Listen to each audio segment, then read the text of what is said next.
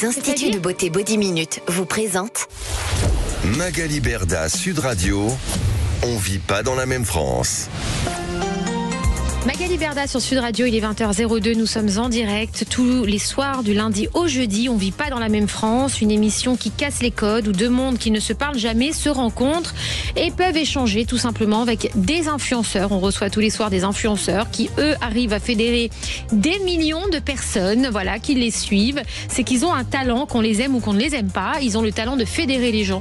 C'est qu'ils savent forcément leur parler. Et on s'est dit, pourquoi pas les faire débattre avec des politiques, des gens qui sont un petit peu plus en rupture avec la population, on va dire, un petit peu de difficulté à se faire comprendre. Voilà, certains ne votent plus, n'ont plus envie de parler de politique parce que tout simplement ils n'y comprennent rien et ils sont détachés de cette politique. Et puis Dieu sait qu'on a un beau pays et donc on a envie de rétablir un petit peu les choses, de réconcilier un petit peu les gens avec nos politiques préférées. Voilà, et je le dis, dans cette émission, on n'a que nos politiques préférées de tous bords qui viennent.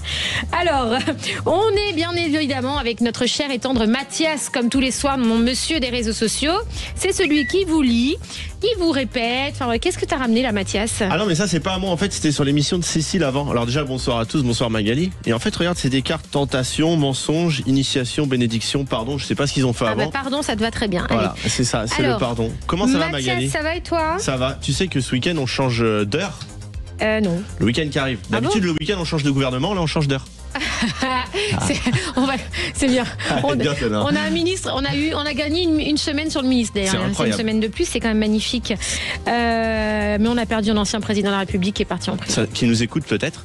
Tu crois qu'il nous écoute ? Est-ce qu'on a la radio en prison ? Bah oui. Oui, on a la radio en prison, on me dit en régie.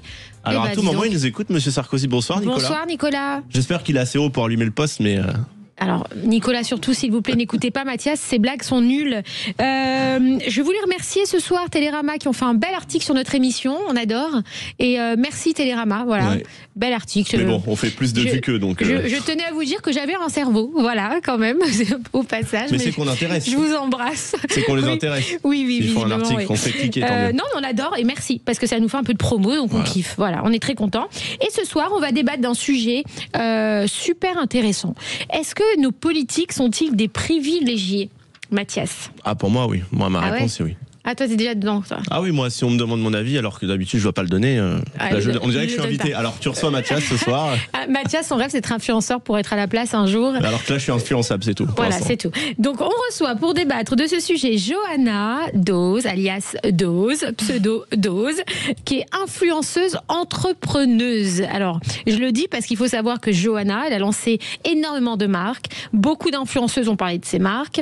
Et elle est devenue elle-même influenceuse parce qu'en fait, elle a eu tellement de visibilité sur les réseaux et puis alors attention parce qu'elle a un caractère, c'est quelqu'un, Johanna, ça ne se laisse pas faire.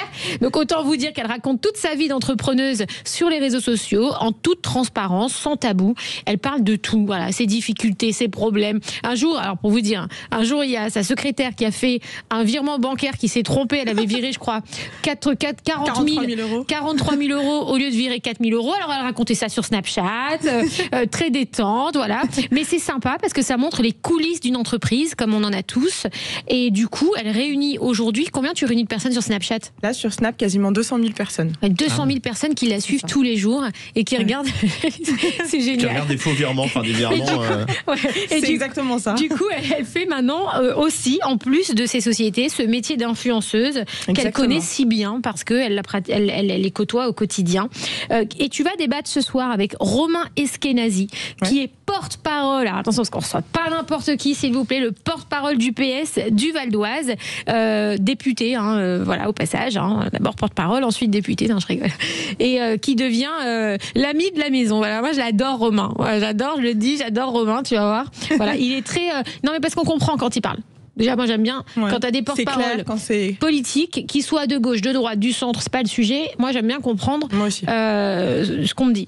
Donc, Johanna, alors, tu es influenceuse, entrepreneuse, donc tu as 130 000 abonnés sur Instagram, 200 000 sur Snap, plus de 100 000 sur TikTok. Exactement. Bon, on est au demi-million presque en tout.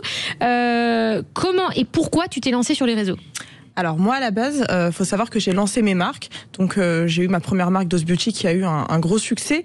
Et en fait ça s'est fait naturellement. Il y a beaucoup de femmes qui se disaient mais à qui appartient cette marque ? Et puis j'étais maman célibataire, donc je snappais un petit peu la petite, les couches, en même temps les colis. Et en fait ça a vraiment plu. Et ça m'a mis du coup sur les réseaux, ça m'a un peu tombé dessus en fait. C'était pas du tout programmé. Et finalement je m'y suis pris au jeu. Bon, il y a plein d'avantages et puis c'est sympa. J'aime bien partager. J'ai une bonne communauté aujourd'hui. Et donc voilà, mais c'était pas du tout quelque chose de programmé. À la base, moi, je voulais juste entreprendre, lancer mes business, et finalement, je me suis trouvée à faire de l'influence. Exactement. T'as des revenus sur les réseaux plus ta marque. C'est ça, exactement. Tu gagnes combien à peu près sur les réseaux ? Sur les réseaux, c'est toujours la petite question qui dérange. Non, honnêtement, non. Alors sur les réseaux, je gagne une fourchette entre 6 000 et 12 000 euros à peu près par mois. Ok. Voilà. Quand je suis assidue dans mes placements de produits. Ouais. Ok. Mais comme je suis pas trop assidue. T'es représentée par une agence ou t'es Oui, depuis pas longtemps, je suis en agence. Ok, très bien. Voilà, avant ça, je voulais gérer toute seule. Et puis avant ça, je faisais moins d'influence. Ça m'intéressait un peu moins de faire des placements de produits.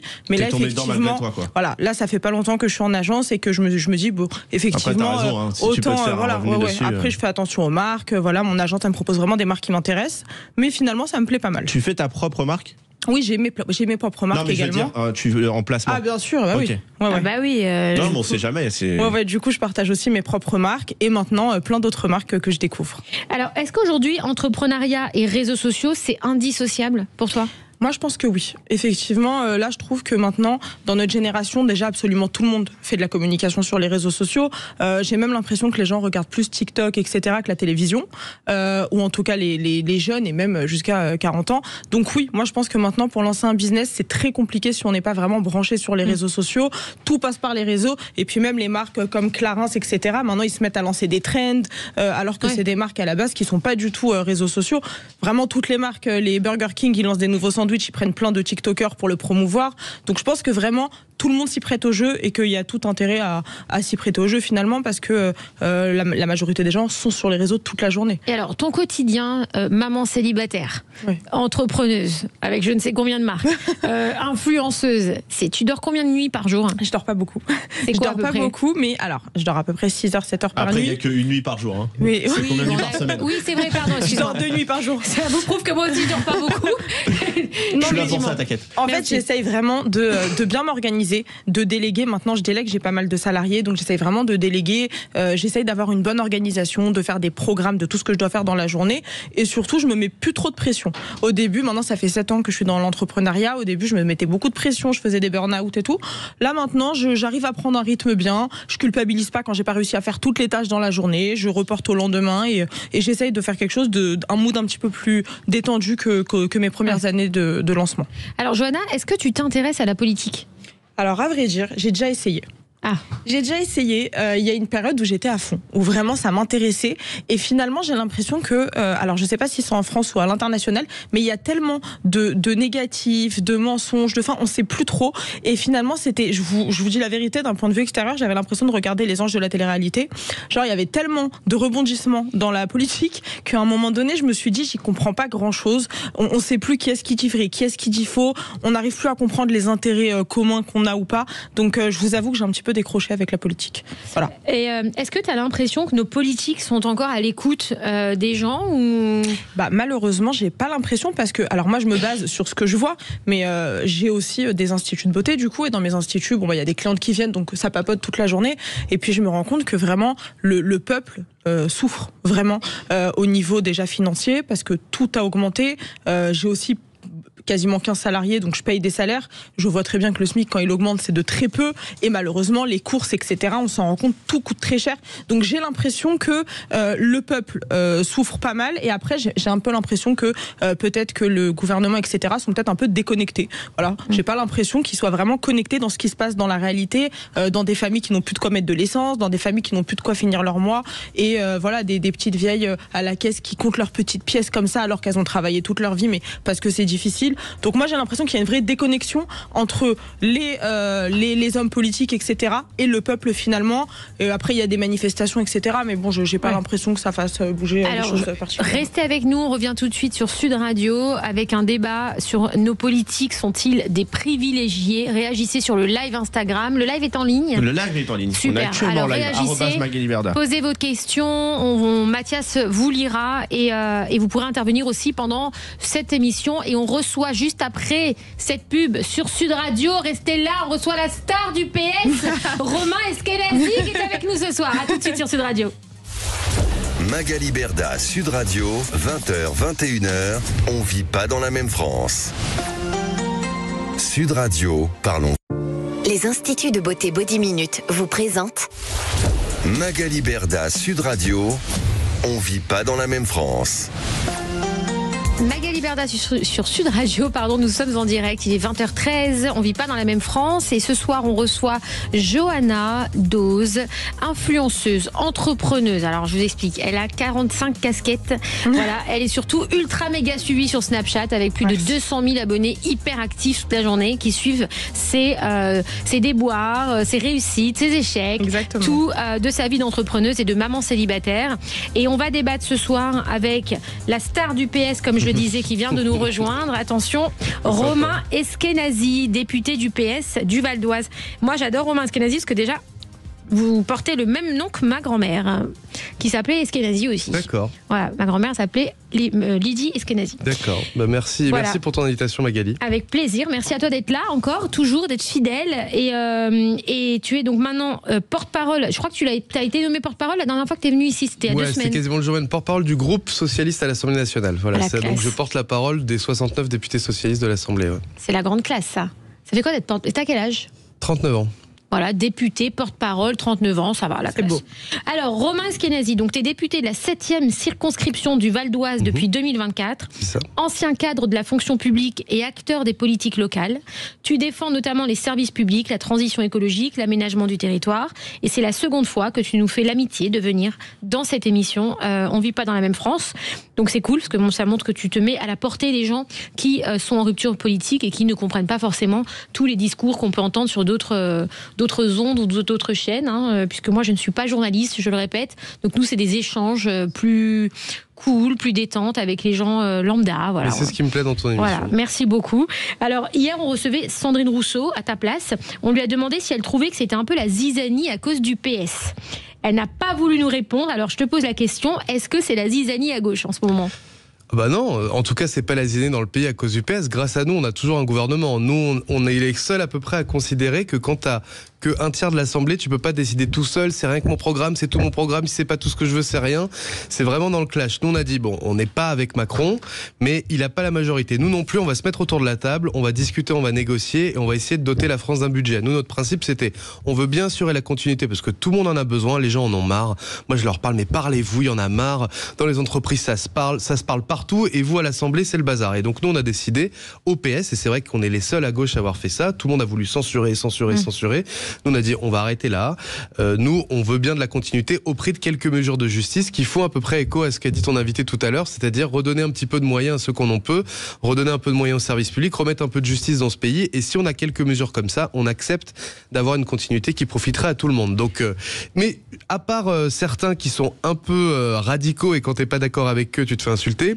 Sinon, notamment les écolos comme Sandrine Rousseau ou même les communistes, quand tu penses pas comme eux, on discute, on débat et ça reste apaisé. Donc en tout cas avec les communistes et les écolos, tout va bien. Je comprends leur choix, ils comprennent le mien.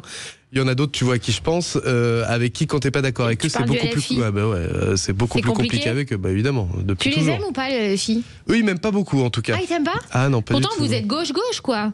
Pourquoi ils t'aiment pas ? On est gauche-gauche, mais on est concurrents depuis toujours. Enfin, ils sont quand même créés à partir de nous pour nous remplacer. Donc, on est un petit peu... tu penses que le LFI, ils veulent dégager les socialistes ? Ah bah oui, c'était le plan depuis le départ. Je rappelle que Jean-Luc Mélenchon, il était au Parti Socialiste avec Manuel Valls, avec tout le monde. Et avant, c'était un grand parti avec des gens qui pensaient plein de choses différentes, mais qui se retrouvaient.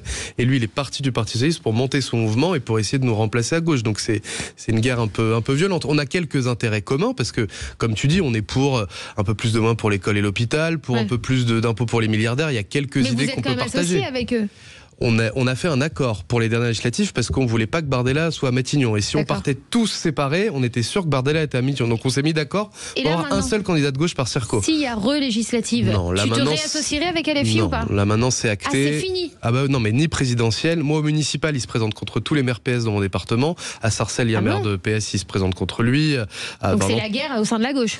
En tout cas, c'est la concurrence, on va dire. Voilà, il y a des concurrents, il y a des adversaires, il y a des ennemis. Eux, c'est des concurrents. Ça l'a toujours été. Donc parfois avec des concurrents, tu as des intérêts communs. Tu peux avoir deux boulangeries qui font un accord parce qu'il y a une grosse boulangerie industrielle qui s'installe en face. Donc le front républicain, c'est fini. Ah non, ça c'est pas le front. Non, mais moi face à l'extrême droite, évidemment que je suis pour la gauche face à l'extrême droite quoi qu'il arrive. Moi je me suis engagé contre ces idées-là d'extrême droite. Oui, mais donc tu te réassocierais avec LFI pour pas être en fait... Non, parce que là je pense que à l'inverse, on pourrait perdre contre l'extrême droite si on est associé avec eux. Donc Ah ouais. Ah bah oui, aujourd'hui, moi je le déplore parce que pour moi... Donc tu serais capable de t'allier à la droite pour pas laisser LFI passer? Non, je serais, s'il y a un deuxième tour LFI Rassemblement National, je voterai pour LFI, même si c'est mes concurrents. Okay. Oui. Donc tu t'associes quand même? Je m'associe à un moment donné. Des fois tu votes pour quelque chose, des fois tu votes contre quelque chose. Moi je voterai toujours contre le Rassemblement National. C'est ce qui a fait que je me suis engagé en politique. Moi tu sais, je viens d'une famille mixte. Mon père est juif, fils d'immigrés égyptiens. Ma mère est chrétienne catholique. Pour moi le mélange, c'est ce qui fait aussi la richesse de ce pays et la diversité. Et quand j'ai vu un monsieur arriver au deuxième tour contre Chirac, monsieur Le Pen, condamné 20 fois pour négationnisme, antisémitisme, propos racistes, homophobes, je me dis c'est l'inverse de la France. Donc c'est ce deuxième tour-là qui m'a poussé à prendre ma carte dans un parti à l'opposé de ce parti politique pour dire je veux jamais que ces idées-là arrivent au pouvoir en France parce que c'est pas ça la France. Vous pensez qu'ils ont encore les mêmes idées? Je pense qu'ils ont changé de vitrine mais pas d'arrière-boutique, oui je vous le confirme. Quand je les vois à l'Assemblée nationale, effectivement, Jordan Bardella présente mieux que Jean-Marie Le Pen qui avait un œil de verre et qui était un vieux monsieur vulgaire, mais leurs idées sont les mêmes, c'est-à-dire que le fond reste le même. La vitrine a changé mais le fond reste le même. Est-ce que tu penses que LFI, qui est donc dans un autre bord, qui est extrême, est aussi dangereux pour toi que à l'époque de Jean-Marie Le Pen, mais lui du coup de droite? Tu vois ce que je veux dire ou pas? Oui, je vois ce que tu veux dire. Moi non, je sais que beaucoup de gens le font. Tu penses que LFI est moins dangereux que Le Pen? Moi je le pense. Mais moins dangereux que le RN aujourd'hui. Bien sûr, je le pense, oui. Oui. Moi je te dis, on est concurrents parce que moi j'aime pas la manière dont ils brutalisent la vie politique, j'aime pas la manière dont t'es pas d'accord avec eux, t'es exclu de leur parti, t'es même à gauche pas d'accord avec eux, tu te fais attaquer, insulter. Moi tu verrais mes réseaux sociaux alors que je me parle pas d'eux, je prends juste une décision stratégique différente de la leur et je me fais insulter par des centaines de messages. Donc moi c'est pas ma manière de faire de la politique, moi j'ai toujours été respectueux. Pour moi la politique c'est la culture du débat, moi j'aime beaucoup discuter avec les gens qui sont pas d'accord avec moi, c'est ce qu'on avait fait avec ton invité pas la semaine dernière mais la dernière fois. Exactement. Donc moi j'ai ce qu'on appelle la culture du débat, c'est-à-dire que c'est comme un match de tennis ou un match de boxe, tu peux te donner des coups etc. mais tu salues l'adversaire avant, tu le salues après, tu le tapes pas dans le dos et c'est un débat qui est censé être respectueux. Et eux je trouve qu'ils sont sortis de ce champ-là et qu'ils ont une sorte de brutalisation de la vie politique que je partage pas et des idées radicales et même certains propos parfois antisémites qui a été tenus par un certain nombre de leurs responsables qui moi sont à l'inverse dans mes valeurs. LFI le pire député LFI moi, celle vraiment avec qui ça... Enfin, voilà, je me reconnais pas du tout dans les discours Élysée, c'est Rima Hassan. Enfin, voilà. Ouais. Pour moi, c'est vraiment... je me reconnais pas dans les discours ceux qui pensent qu'elle devrait être exclue, elle est députée européenne. Non, mais en tout cas, moi, tu sais on a toujours été séparés avec LFI aux européennes, on avait des listes séparées. Moi, j'ai pas voté pour LFI aux européennes, j'ai voté pour Raphaël Glucksmann, qui avait une liste commune avec le Parti Socialiste. Donc, moi, effectivement, je me reconnais pas dans son discours. Mais beaucoup de gens disent qu'elle devrait être destituée de son poste. Est-ce que toi, tu penses qu'elle devrait être destituée de son poste? Pas être destituée de son poste, mais moi, effectivement, je pense que être députée européenne, c'est avoir un projet, défendre les intérêts de la France au sein de l'Union, avoir un projet pour l'Union européenne. Je l'ai rarement entendu parler de l'Union européenne, de quel devrait être le projet pour les États européens, de qu'est-ce qu'il faudrait faire pour la justice sociale, pour l'écologie, t'en parlais tout à l'heure, pour la France.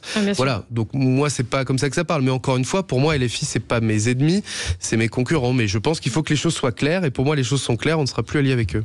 Alors, justement, entre Louis Boyard qui retire une montre à 295 € avant de passer sur BFM et que l'on taxe de faire du double discours, ou encore des maires de France qui sont pointés du doigt pour leurs dépenses ou frais de représentation, on se demande ce soir, est-ce que nos politiques sont-ils des privilégiés? Donc, Romain, est-ce que tu comprends que ça choque les gens, toutes ces situations, tu vois? C'est-à-dire que tu vois un coup les avantages, alors on entend les procès, l'autre il est suspecté de ça, suspicion de ça, suspicion, enfin vous avez compris. il y en a dans tous les sens, on ne sait plus. Lui, il enlève sa montre à la télé. Pourquoi, on ne sait pas. Enfin, tu vois, alors il explique, bien sûr. Mais est-ce que les gens, aujourd'hui, ils n'ont pas un ras-le-bol, tu vois, des avantages des politiques ? Est-ce que vous êtes privilégiés, vous, les politiques, en toute sincérité ? En tout cas, qu'il y ait une crise de confiance qui a été très bien décrite par Johanna tout à l'heure, ça me paraît évident. Il y a une donnée que j'ai lue là, il n'y a pas longtemps, 83% des Français pensent que les politiques ne se préoccupent pas d'eux, mais se préoccupent de leur carrière personnelle. Je crois qu'il n'y a que 25% des Français, donc un quart des Français qui ont confiance en la politique. Donc il y a une crise de confiance, c'est absolument évident. Qu'il faille, nous, politiques, faire un pas vers les gens et changer de pratique pour redonner confiance, parce que c'est indispensable. En fait, on n'a pas le choix. C'est indispensable de renouer le lien entre les citoyens et les politiques, sinon quoi, on va retourner à la dictature, à une monarchie absolue, à une technocratie où des gens, parce qu'ils ont plein de diplômes, ils sauront comment dépenser nos impôts à notre place. Donc on est obligé d'avoir des élus et des représentants. Donc il faut bien renouer le lien. Mais moi, c'est vrai que je sens une vraie différence entre ce que je vis moi, déjà la réalité de ce que je gagne et surtout des sacrifices que j'ai pu faire depuis 20 ans pour en arriver là et même aujourd'hui, par rapport à la manière dont on nous voit. Moi, j'ai vu passer l'autre jour un débat sur Facebook. Faut-il plus taxer les milliardaires ? On en a parlé des milliardaires, ouais. Donc ceux qui on ont... en a parlé avec Omar Harfouch. Avec Omar Harfouch, débattre exactement. Donc t'as 1 milliard en billets de 100, c'est 3 tours Eiffel de hauteur. Donc voilà, c'est vraiment... T'as énormément d'argent et les gens disaient, mais non, qu'on commence par les députés. Moi, je précise que je gagne, si on enlève ce que je verse à mon parti tous les mois et le prélèvement à la source, que je paye des impôts comme tout le monde, un député gagne 4 700 € par mois. Donc je dis pas qu'on est mal payé, je dis pas que c'est un scandale, etc.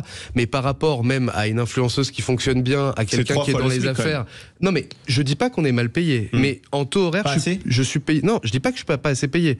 Je dis simplement que par rapport à un footballeur, par rapport à un acteur, par rapport à un cadre chez Total dont on parle jamais, voire qu'on adore, on n'est pas millionnaire. Moi, je suis payé à l'heure 2,31 € de l'heure quand j'ai calculé mon taux horaire. Parce que je travaille, je rentre chez moi, il est à peu près minuit tous les soirs de semaine.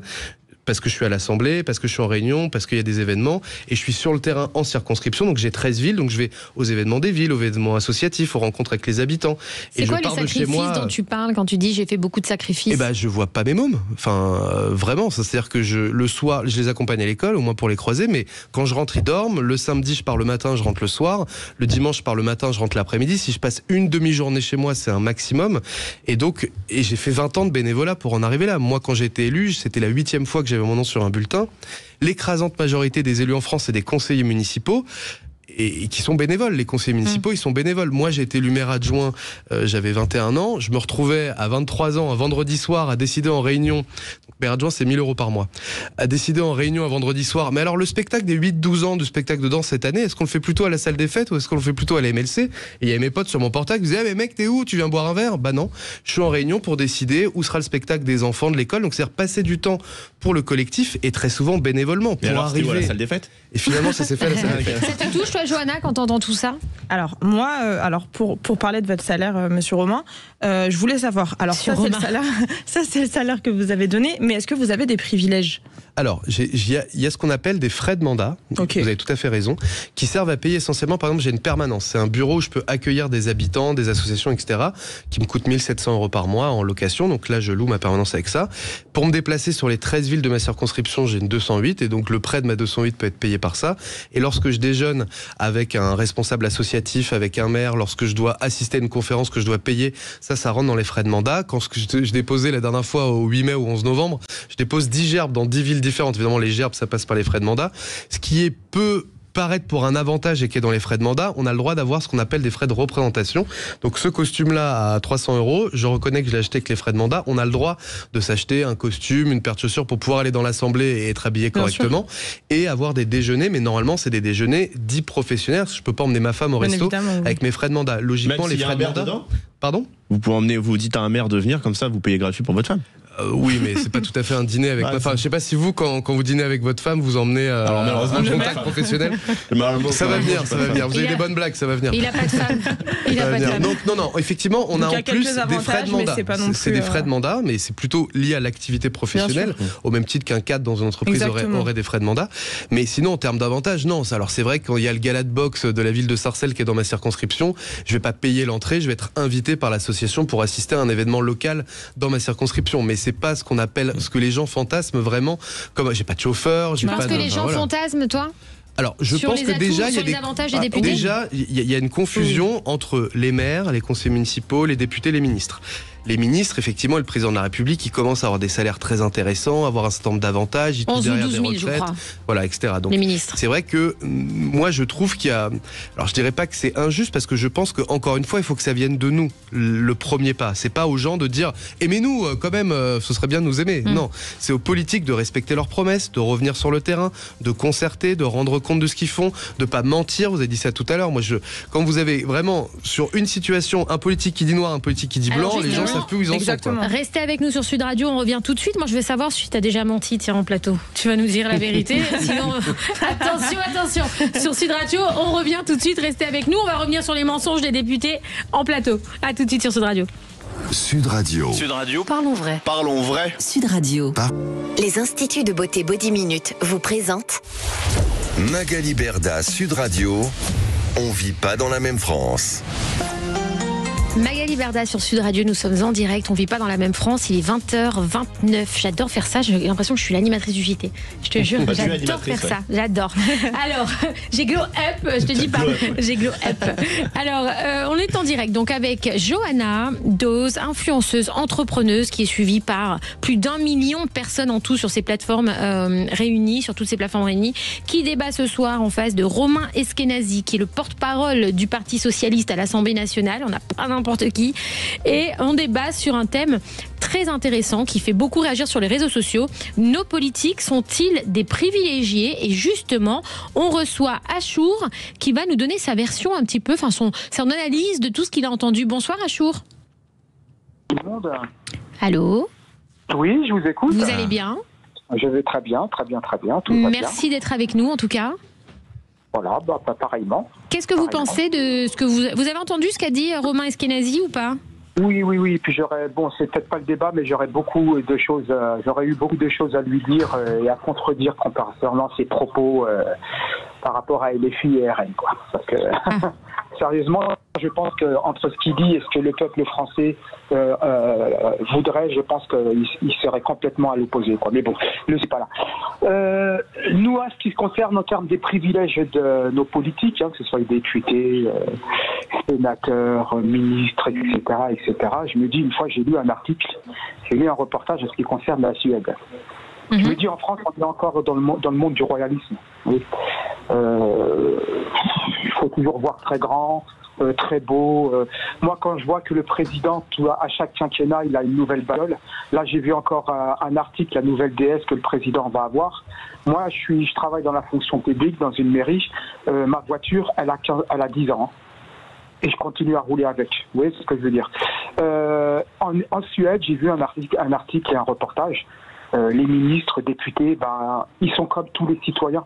Ils payent leur bouffe, ils n'ont pas d'avantages, ils ont un salaire normal, ils ont des heures de bureau comme tout le monde, ils en font autant que j'imagine en heure que les députés ou sénateurs autres qu'on a en France.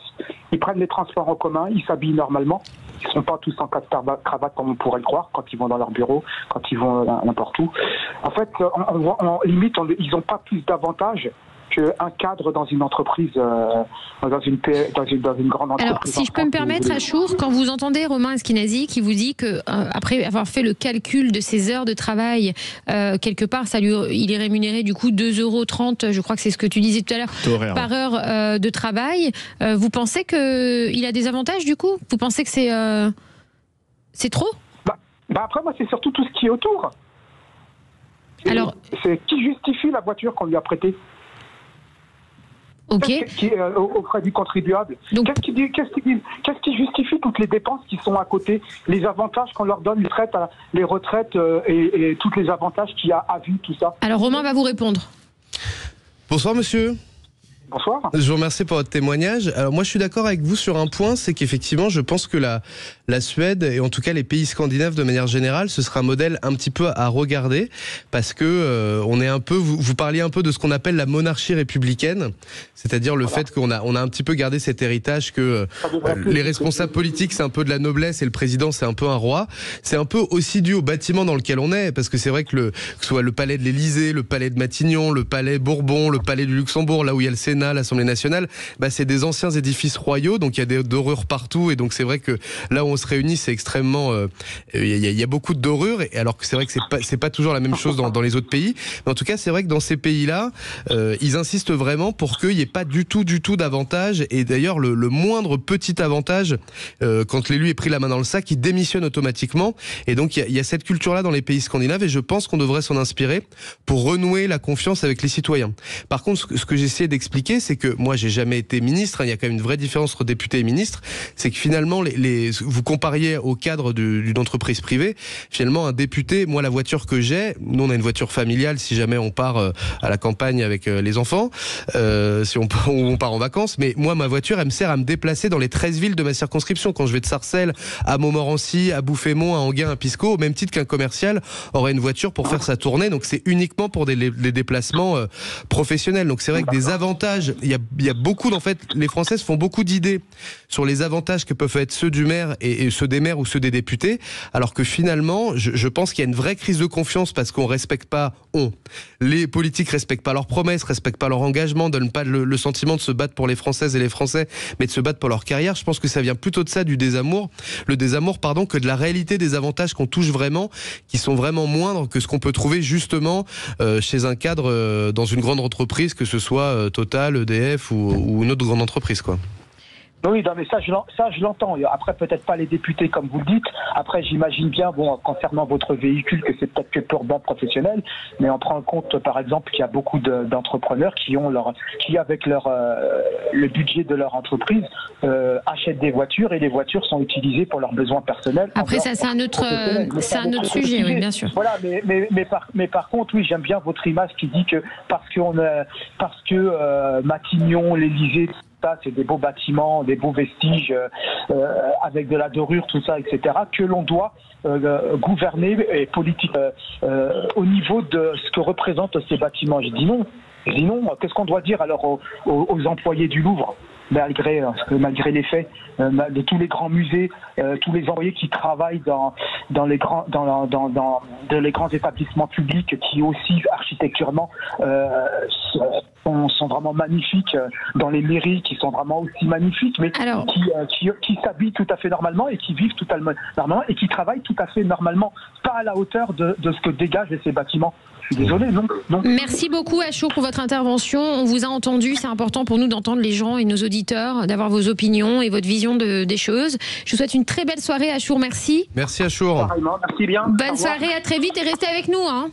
Oui, après. Allez, bonne soirée, à très vite. Oui Mathias, comment ça réagit sur le live justement? Alors on a une question pour Johanna. Oui. Pour toi, être un politique, c'est un privilège ou un fardeau? Alors pour moi, c'est un fardeau. Pourquoi? C'est un fardeau parce que le problème, c'est que je trouve qu'on n'est pas dans un pays où les hommes politiques sont aimés, malheureusement. Et je trouve ça désolant parce qu'il y a des pays où, alors entre guillemets, c'est un petit peu une dictature. Il y a certains pays où tu peux pas parler du roi, tu peux pas parler du président, etc. Je trouve que nous, en France, on est complètement à l'opposé, c'est-à-dire qu'on peut tout dire, qu'il y a des montages sur le président qui sont vraiment désolants, etc. Et alors après, je trouve qu'en fait, on est dans un pays où on peut vraiment tout dire, où on peut vraiment limite harceler les hommes politiques, etc. Et que je pense que ça doit être très dur psychologiquement. Alors après, ils font rien non plus pour arranger les choses, parce que quand on voit le mode de vie et plein de choses qui peuvent, je comprends, mettre un petit peu les nerfs aux Français, parce que c'est difficile pour tout le monde financièrement, et qu'ils les voient dans des super belles voitures à 100 000 €, etc.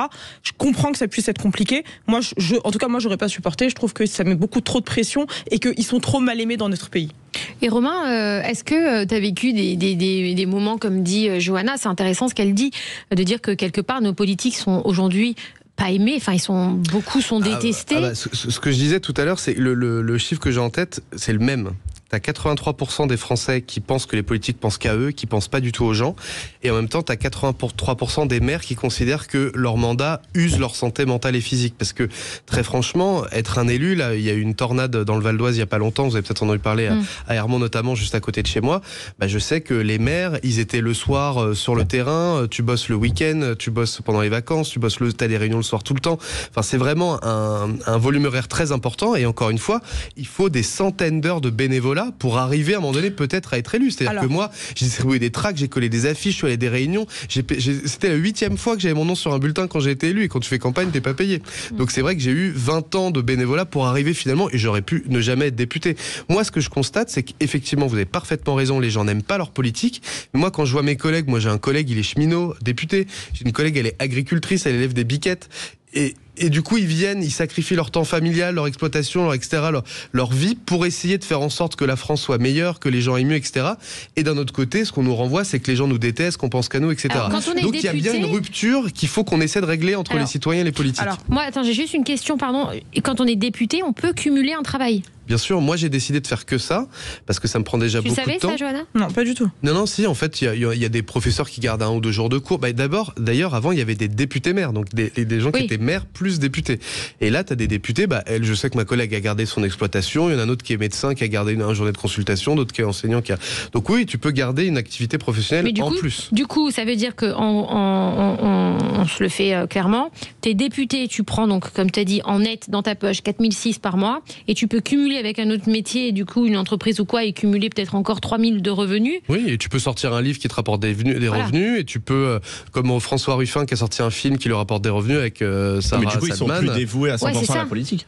Non, mais effectivement. Mais après, d'un côté, des Français disent, mais au moins ils gardent un pied dans le monde réel, dans le monde du travail, dans la vraie vie. Ouais. C'est ce que je pensais. Donc en fait, il y a le pour et le contre. Moi, je considère que j'ai été élu sur un mandat qui est très prenant. Je suis en plus élu local dans ma ville, conseiller municipal bénévole. Je suis membre de la direction de mon parti dans le Val d'Oise bénévole, parce que tout ça, c'est des rôles qui sont bénévoles. Et donc, je considère que ça fait assez et que du coup, je me consacre pleinement à mon mandat. Mais je pense que le premier pas doit venir des élus, vraiment. Moi, ce que je voulais dire, juste ce que je voulais dire concernant le fait que vous voyez très peu vos enfants, que vous les voyez, que quand vous rentrez le soir, finalement, ils dorment. Alors, ça me touche pas tant que ça, dans le sens où, malheureusement, voilà, c'est le quotidien d'énormément de Français. Et encore, vous, à la fin du mois, je pense que vous arrivez quand même à lier les deux bouts à la fin du mois. C'est le quotidien de beaucoup de Français qui ne voient pas leurs enfants, voire très peu, qui cumulent plusieurs métiers en même temps, qui sont épuisés, qui se tuent la santé, pour, à la fin du mois, ne même pas avoir suffisamment d'argent pour faire les courses, et limite de devoir choisir entre les Kinder ou le Nutella à la caisse. Et ça me désole. Alors, j'aurais plus d'empathie, de peine en tout cas pour les Français, voilà, qui travaillent dur et qui n'arrivent même pas à s'en sortir, parce que j'ai l'impression qu'on doit plus travailler, mais que les revenus ne bougent pas finalement. On nous demande de plus travailler, on voit, vu que le sujet c'est surtout les hommes politiques, etc., on les voit dans des modes de vie qui sont vraiment, voilà, dans le luxe, etc. Et le problème, c'est que pour le peuple, on leur demande de serrer la ceinture. On leur demande de serrer la ceinture, on leur demande de faire attention au chauffage, 19 degrés pour sauver la planète, on leur demande de pas polluer, on leur demande de faire attention à leurs dépenses, etc. Mais finalement, on voit que là-haut, ils se privent pas, quoi, que le mode de vie n'est pas du tout baissé. C'est-à-dire qu'en fait, on a l'impression que les députés, c'est l'Assemblée nationale, ça rigole beaucoup, c'est un peu les anges de la télé-réalité, hein, on va pas se le dire, faut se le dire, justement. Voilà. Mais même Sandrine Rousseau le disait hier aussi, hein, elle disait qu'elle était fatiguée. Elle était à ça de faire les anges. Non, elle était fatiguée elle disait, je suis fatiguée de les voir, j'ai l'impression d'être dans une école, quoi. Et ça me fatigue parce que ça m'éloigne de ce que je fais vraiment au fond dans la politique et de ce pourquoi j'aime la politique. Et qu'est-ce qu'il y a, Mathias? D'ailleurs, sur le live, il y a la question Sandrine Rousseau, hier, elle a failli arrêter. Elle disait qu'elle voulait arrêter. Il y a quelqu'un qui demandait, est-ce que comme Sandrine Rousseau, vous avez pensé à arrêter?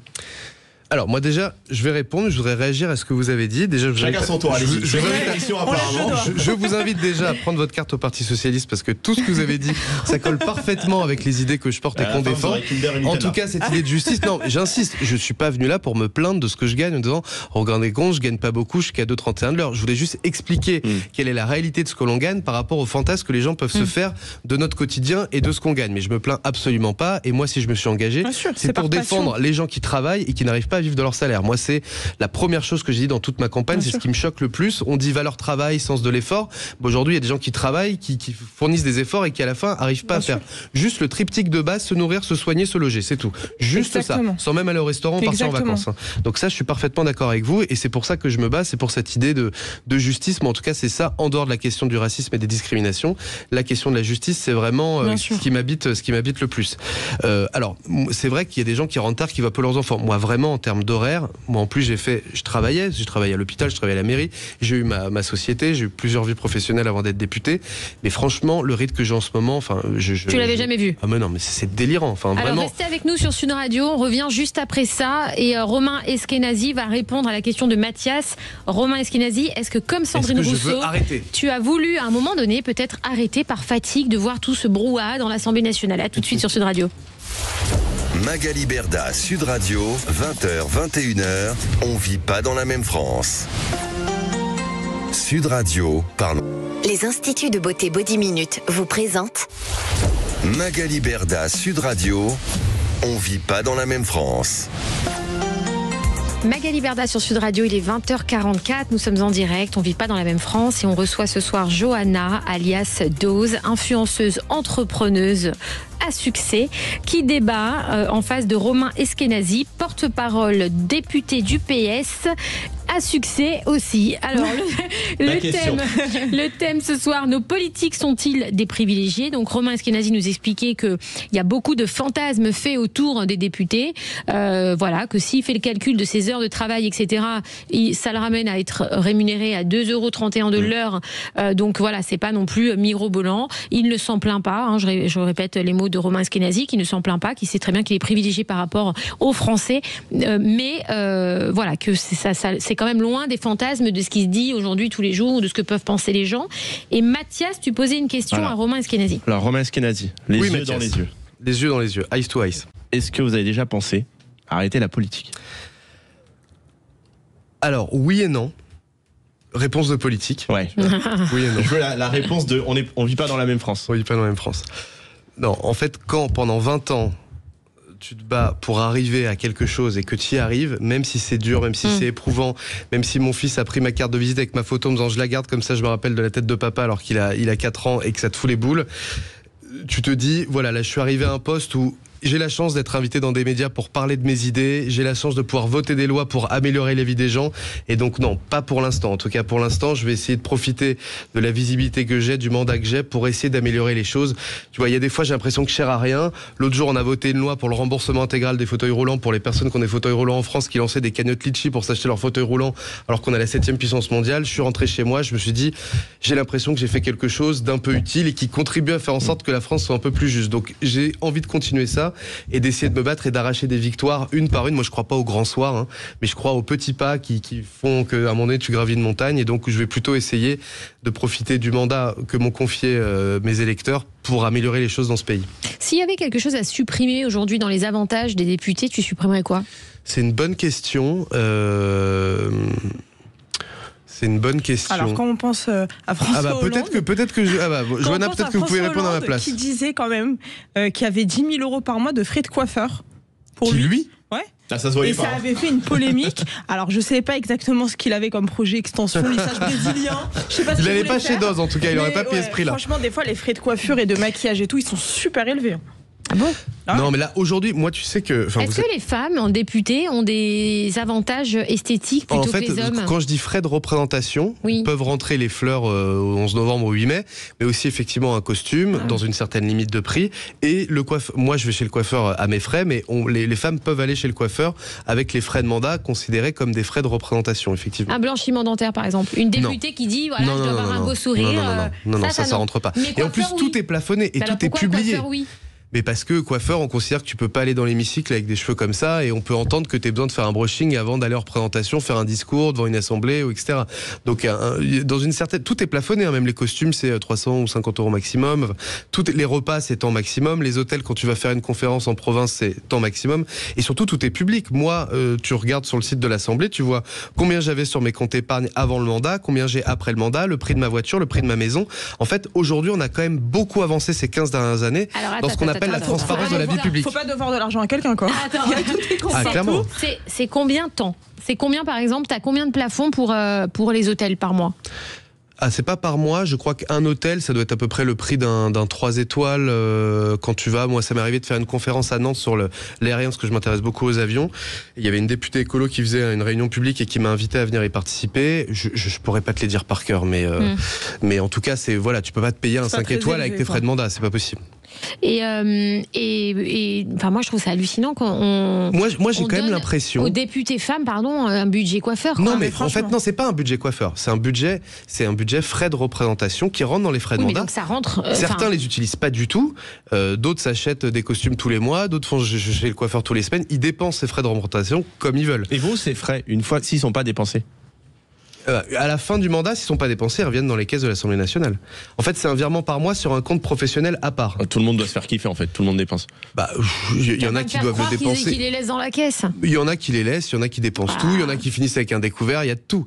Moi, je pense honnêtement, que les Français sont énervés contre les politiques et leurs frais, leurs machins, leurs trucs, parce que dès qu'il y a un scandale, effectivement, ça jette le discrédit sur toute la classe politique. Et donc là, effectivement, il y a une maire qui a mal utilisé ses frais de mandat, elle s'est fait afficher devant tout le monde et du coup tout le monde dit alors vos frais, etc. Mais je pense que les gens sont surtout énervés parce que les politiques sont pas efficaces, parce que ils améliorent pas leur vie du. Si jamais on améliorait leur vie du quotidien, on faisait en sorte que la France, il y avait un meilleur vivre ensemble, qu'il y avait plus de discrimination, qu'il y avait plus de gens qui travaillent et qui sont pauvres, qu'il y avait les services publics, l'hôpital, l'école allaient mieux.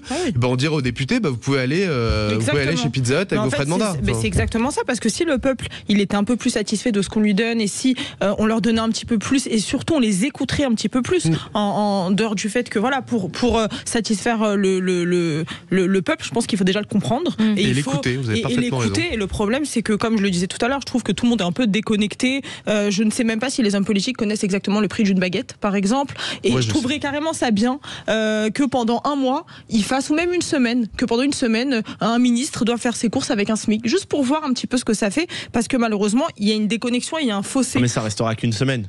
C'est comme un jeu pour eux. Oui, mais non, oui, je suis d'accord, mais tu déjà, au moins, ils seraient un peu plus dans le truc, tu vois. Moi, des fois, par exemple. Vraiment, exactement. Moi, des fois, par exemple, sur une de mes salariées qui était préparatrice de colis, elle se plaignait tout le temps de la fatigue, etc. J'ai voulu, pendant une semaine, faire les colis avec elle. Et effectivement, j'ai vu des angles que j'avais pas du tout, dont j'avais pas connaissance. Donc, des fois, c'est bien aussi de se mettre dans la poudre. Évidemment. Non, mais par exemple, les députés, les maires, ils font leurs courses tout seuls, ils vont chez Carrefour ou Lidl ou ailleurs comme tout le monde. Ils ont quand même des chauffeurs privés. Mais pas du tout. Moi, j'ai pas de chauffeur. Alors, les ministres, ils ont des chauffeurs privés. Oui, les ministres, ils ont des chauffeurs. Les ministres, ils ont des chauffeurs privés. Quand ils disent qu'à l'Élysée, pour changer la vaisselle, ça a coûté 300 000 €, je sais pas combien. Je sais pas c'est quelle vaisselle, mais voilà. On a une idée de génie là sur Sud Radio. Est-ce qu'on ferait pas une télé-réalité? Mais c'est mon rêve. Un mois entier avec. Ils voudront pas un mois, mais même 48 heures. Tu t'imagines 48 heures? Moi, j'ai fait les 24 heures. Mais de prendre les transports, d'aller faire leurs courses avec vraiment une somme, la somme que finalement les Français ont pour faire leurs courses et tout. Je trouve que ça serait bien parce que ça aiderait à peut-être mieux comprendre les besoins. Les politiques vs. En tout cas, il y a pas mal de conseils que vous donnez. Moi, je vais à l'Assemblée en métro. J'habite la banlieue parisienne 95, donc j'y vais évidemment en métro. Après, j'ai bien compris que par rapport à vos avantages, vous n'êtes pas vraiment, vous n'avez pas du tout les mêmes avantages que les ministres. Mais pour autant, ça remet pas. Je pense que pour la crise de confiance, moi, j'essaie de faire concerter, travailler, rendre compte. C'est-à-dire ce que vous dites. Moi, j'ai fait une tournée j'ai fait une réunion publique au bout de 2 mois. Au bout de 4 mois, j'ai fait une tournée de tous les cafés de ma circonscription. Après, j'ai fait une tournée des bas d'immeubles pour voir les gens qui traînent dans les quartiers. Et j'ai posé une table, des colorières pour les enfants, des boissons. Venez, on discute. C'est quoi vos problèmes du quotidien? Donc, c'est déjà aller essayer d'écouter les gens, travailler, revenir. Voilà, j'ai essayé de faire ça. Ça a marché, ça n'a pas marché. Donc, il faut faire des efforts pour retrouver la confiance des gens. Ça peut venir que des politiques. Ça peut pas venir des gens. Ça à nos auditeurs. Si demain on veut savoir ce que Louis Boyard a dépensé dans son budget frais, puisque tu me dis que c'est public, on va où? Alors, pour ce qu'on appelle la déclaration initiale de mandat. Je dis Louis Boyard comme j'irai d'autres. Bien sûr. Ça, c'est la Haute Autorité de Transparence pour la vie publique. Chaque maire, et même les collaborateurs, chaque maire, collaborateur, député, fait une déclaration au début de mandat et une déclaration en fin de mandat. Ça, c'est public. Attends. Une déclaration en début de mandat, c'est-à-dire là, quand tu es élu député. Tu dis combien tu as sur ton compte en banque. Tu dis combien vaut ta maison, combien vaut ta voiture, combien tu as sur ton assurance vie si tu en as une, combien. Tu déclares tout, tes intérêts, est-ce que tu as des actions dans des boîtes, tu déclares tout au début du mandat et tu fais la même chose à la fin. Oui, mais donc tous les mois, tu n'as pas de compte à rendre sur ce que tu dépenses? Si, sur les frais, il y a un déontologue qui pioche au hasard un député et tu es censé justifier tes frais. Chaque frais doit être justifié. D'accord. Et rentrer dans une case, est-ce que c'est de la représentation, est-ce que c'est une formation, est-ce que donc ça peut passer. Non, et à la fin, effectivement, à la fin, ils sont de toute façon déclarés et il y a des contrôles par un déontologue indépendant et généralement tu y passes forcément quoi. À la pioche. Alors je sais, c'est une bonne question. Combien est-ce que le déontologue sur 577 députés contrôle chaque année? C'est une bonne question. Mais en tout cas, on est censé avoir nos comptes certifiés par un expert comptable qui vérifie que devant chaque dépense, il y a une facture. D'accord, L'URSSAF, mais ils font des millions de Français. Pourquoi ils n'arrivent pas à faire 577 députés? Mais je pense qu'il y en a beaucoup qui passent. Je sais quand tu vois les vidéos sur le web qui tournent partout, tu vois le LFI, ils sont tous au café en train de papoter, rigoler. Tu les as vus ces images-là? On les voit sur les réseaux sociaux où ils sont tous en train de blaguer autour d'un café, machin, etc. Ça, c'est quoi? C'est payé en note de frais? C'est possible. Si c'est une réunion avec Donc ça veut dire que nous, on paye le moment de détente, de kiff dans un café. Moment le de diable le détente. monte. Ouais, voilà. S'ils sortent avec des amis boire des coups, c'est pas des frais de mandat. S'ils se voient entre députés. oui, Mais après, je pense qu'il y a de la enfin. triche comme dans les chefs Mais d'entreprise. évidemment. Comme les chefs d'entreprise. Tu vas pas quand me faire vont en croire quand ils sont au vacances, café du coin, ils sont en train de parler de voter une loi. En tout cas, si c'est que des députés qui sont ensemble, ils ont le droit à un moment donné de déconner entre deux propositions de loi. C'est pas interdit. Oui, mais les Français ont pas envie de payer pour des moments de déconnade. Ouais. Je suis d'accord, Tu vois mais Moi, Romain, j'ai une question. Par exemple, moi, j'adore la mode. Par exemple, Rachida Dati. Bon, elle s'habille super bien. Et quand je regarde ses outfits, elle est tout le temps en robe Chanel, Alors, Hermès. outfit pour nos auditeurs, c'est la tenue du jour. La tenue du jour, voilà. Voilà. Et Rachida Dati, elle a un goût vraiment, voilà, elle s'habille avec des robes Hermès, Dior et tout. Donc ces tenues-là, est-ce qu'elles sont prises en charge à votre avis, ou est-ce que elle les prend toute seule, quoi? En fait, moi, j'ai jamais été ni maire d'arrondissement comme elle est, ni ministre comme elle est, et donc je ne connais pas les fourchettes de prix. Je sais qu'ils ont forcément aussi des frais de représentation.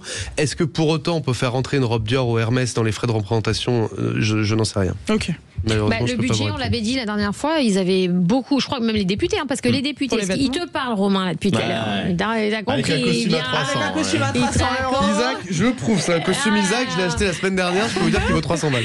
Eh ben écoute, je vais te dire, ils ont 5000 et quelques de revenus nets, et ils ont au-dessus, je crois que les frais de mandat, c'est 6 000 € quand même. Un peu moins que ça, c'est 5 000. Tu les as pas déclarés, ceux-là, Romain? 5 000. Non, mais c'est ça c'est les qui 5 000, je t'ai dit, j'ai 1 700 pour ma permanence, j'ai la voiture, j'ai les gerbes, j'ai ce qui est Romain, lié au il est venu mandat. en interview, en émission de radio, on lui a fait un contrôle fiscal. Mais parce que honnêtement, Contrôle fiscal, parce que je pense que c'est aussi par de la transparence qu'on retrouvera de la confiance. Mais on Ça, c'est apprécie, vrai. mais Ça, on apprécie cette transparence. vraiment. Alors, on passe aux questions Flash and Cash. C'est le moment préféré des auditeurs. Flash and Cash. Les questions Flash et Cash. Alors, question directe, réponse simple, sans tabou, sans filtre, sans rien. Johanna, là, t'es plus sur les réseaux sociaux, t'es en direct, t'es en live, là. Alors, Romain Eskenazi, seriez-vous d'accord pour que les salaires des politiques soient indexés sur le pouvoir d'achat des Français? Plus les Français vivent mieux, plus vous gagnez. On change un peu la règle. Eh ben, c'est une bonne idée. Ah, Magali Berda, députée demain matin, les gars. Je me présente aux élections législatives. Non, c'est une bonne idée. Vote. Tu votes pour moi? Bah oui. Je sais pas dans quel parti, mais bon, on verra. Peut-être dans le mien toute seule, je serai abandonnée, moi. Alors, Johanna, si demain tu as un poste au gouvernement, quelle est la première loi que tu proposes? Alors, en loi, je sais pas, mais en tout cas, je voudrais qu'il n'y ait aucun Français qui ait honte d'aller faire ses courses et qui hésite entre le Kinder et le Nutella, du coup. Donc, je voudrais qu'il y ait plus de revenus. Pouvoir d'achat. Magali apprend les deux, elle. Ouais, la dernière fois, j'étais dans mon institut et il y a une dame qui est venue faire un brushing. Ça coûte 25 €. Je vous jure qu'elle a pleuré parce qu'elle m'a dit ça fait au moins 6 mois que j'ai rien fait et ça me fait tellement de bien. Et elle était en larmes et ça m'a vraiment, voilà. Donc, je voudrais que les Français aient plus de pouvoir d'achat. Alors, Romain Eskenazi, est-ce que comme Gérald Darmanin, vous irez voir Nicolas Sarkozy en prison, puisque les députés ont le droit d'aller en prison voir les prisonniers? Alors, on n'a pas le droit d'aller voir les prisonniers, mais on a le droit d'aller inspecter par surprise ce qu'on appelle les lieux de privation de liberté, donc les hôpitaux psychiatriques, les prisons, les centres d'internement de jeunes, etc. On a le droit d'y aller sans prévenir, mais pas pour voir des prévenus en particulier. Non, je n'irai pas voir Nicolas Sarkozy en prison. Non. Johanna, tu bosses dans l'esthétique. Est-ce que tu penses qu'il faut créer des lois pour protéger les jeunes de la chirurgie esthétique? Bien sûr, oui. C'est impératif parce que surtout avec les réseaux sociaux, les influenceuses qui sont très fières d'avoir refait leur poitrine ou autre, là on est sur une génération qui veut tout se refaire et très jeune malheureusement. Donc pour oui, je pense qu'il faut faire au filtre évidemment. Snap. Et puis même les poupées, même les poupées Barbie, j'en ai acheté pour ma fille, j'étais choquée parce qu'il y a des poupées maintenant qui sont refaites. On les vire, les poupées. Romain Eskenazi, Marine Tondelier serait-elle une bonne candidate à l'élection présidentielle? Moi, je préférais un socialiste. Ok. Alors on se retrouve. Merci déjà. Merci pour ces réponses. Merci à vous. Flash and Cash tout au long de l'émission. On va dire que tu n'as pas parlé à demi-mot. On t'a répondu à toutes nos questions. Merci Johanna. Merci à vous. On te souhaite plein de belles choses sur les réseaux sociaux. Tu reviendras ici très souvent. Tu es chez toi. Et Johanna, on se retrouve au parti parce que franchement, tout ce que tu as dit, c'est totalement socialement compatible. Pour une extension de cils si tu veux. Voilà. Moi, extension de cils et toi, une réunion de section du PS. Au final, on est d'accord sur tout. Merci Romain Eskenazi, député du PS du Val d'Oise, porte-parole du PS, et on se retrouve demain à 20h tout de suite sur Sud Radio. Vous retrouvez les clés d'une vie avec Jacques Pessis et son invité, alors l'actrice, la scénariste, la réalisatrice, l'écrivaine française Karine Silla. C'est tout de suite sur Sud Radio. Magali Berda, Sud Radio, 20h, 21h. On vit pas dans la même France. Avec Body Minute. Sud Radio. Sud Radio. Parlons vrai. Parlons vrai. Sud Radio. Parlons vrai.